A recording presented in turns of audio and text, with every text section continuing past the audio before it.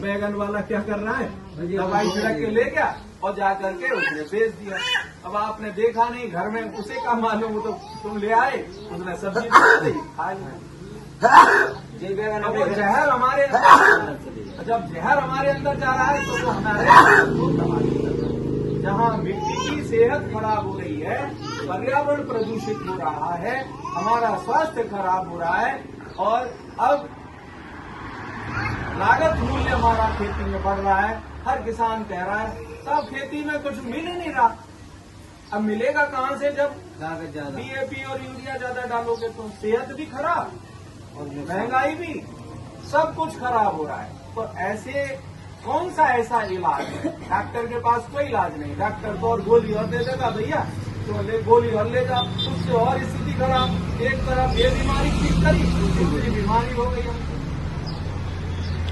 तो हमें किसान भाइयों हमें क्या करना है कि अब हमें 25% DAP और यूरिया कम करना है, अधिक जो इस्तेमाल कर रहे हैं, साथ ही साथ उसकी प्रतिपूर्ति कैसे करनी है, भैंसा की खाद लगा करके, ग्रीन मैन्यूरिंग करके, गोबर की वर्मी कंपोस्ट तैयार करके। हम आपको बताएंगे, देखो हमने वो भी दिया, कुमार राज आपको दिया ना, हाँ, उसमें केचुआ पालो, केचुआ पाल करके वो 1.5-2 महीने के अंदर एक बढ़िया जो है खाद तैयार हो जाती है।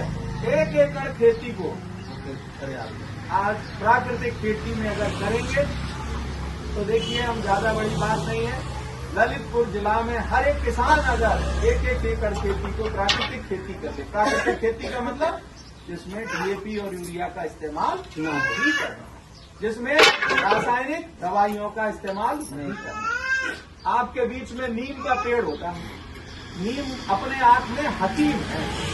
नीम की निगोली से लेकर के, पत्ते से लेकर के, जड़ से लेकर के लग जाए, डॉक्टर के पास दवाई की जरूरत नहीं है। क्या होता है कि खा लिया ना बेटा, जरा घिस दे बेटा, मेरे लग जाइएगा, चोट पर लगा, उसी से ठीक हो जाता है कि नहीं। तो हम पीछे की तरफ लौटना है, अब हमें देसी दवाइयों की तरफ, देसी चीजों की तरफ लौटना है, जो हमारे यहाँ सदियों से हमारे पूर्वज उसको प्रयोग में ला रहे थे। तो ऐसी अगर स्थिति में हम करेंगे, है ना, भीमास्त्र बनाएंगे, ब्रह्मास्त्र बनाएंगे, और हम कम से कम दवाइयों पर और रासायनिक पर अपनी निर्भरता करेंगे। यही हमको आपके बीच में कहना था कि धीरे धीरे आप अपनी संतुलित उर्वरक प्रयोग और प्रबंध करिए, मिट्टी की जांच कराइए। अभी आपके बीच में हम मिट्टी कैसे लेते हैं, अगर वो ले करके आप दे देंगे तो मिट्टी की जांच हो जाएगी। जैसे खून की जांच होती है ना, पता चल जाता है कि भाई ठीक नहीं हो पा रहे, हर 15 दिन में, महीने भर में बुखार आ जाता है, तो डॉक्टर कहता है भाई खून की जांच करा लो, पता चल जाएगा किस वजह से है ऐसा। तो रिपोर्ट आती है, रिपोर्ट में पता चल जाता है, पैथोलॉजी रिपोर्ट में, कि हमारे खून में ये कमी है, उसी हिसाब से इलाज हो जाता है, ठीक हो जाती है। ऐसे ही खेती का है।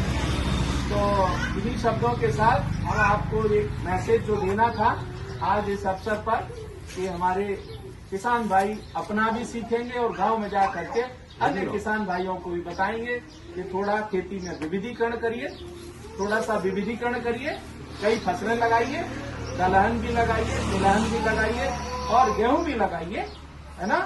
साथ ही साथ गेहूं लगाएंगे तो भूसा भी मिल जाता है, अच्छी बात है, और जानवरों के लिए। और दूसरा, हमें थोड़ा भैंसा के ऊपर भी जाना है, हरी खाद। हरी खाद से क्या खेत अच्छा मजबूत होता है।